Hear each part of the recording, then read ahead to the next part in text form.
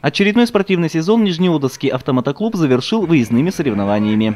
1 октября гонщики из 4 районов Республики Коми собрались в Сосногорске на полигоне за бывшим зданием ГИБДД.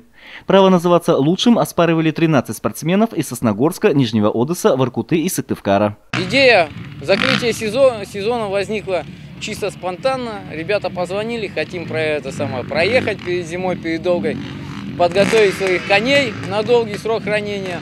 Ну и решили собраться, провести это, сделать в Сосногорске.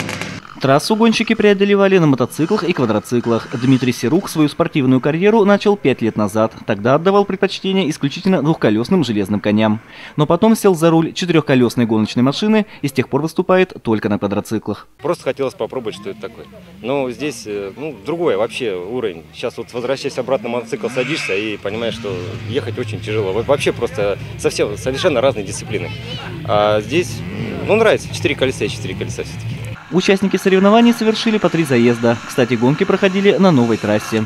Обустроить ее помогли сосногорские единороссы. Секретарь местного отделения партии Александр Себецкий лично проконтролировал ход работ по обустройству спортивного объекта. Трасса подготовлена грамотно.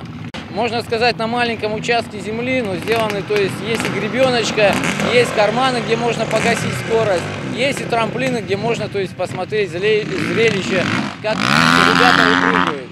Для Нижнеудовского автомотоклуба эти соревнования стали вторыми в прошедшем сезоне. Ранее за год удавалось проводить не более одного мероприятия. Спортсмены надеются, что заезды в Сосногорске станут традиционными и будут привлекать еще больше любителей мотоспорта.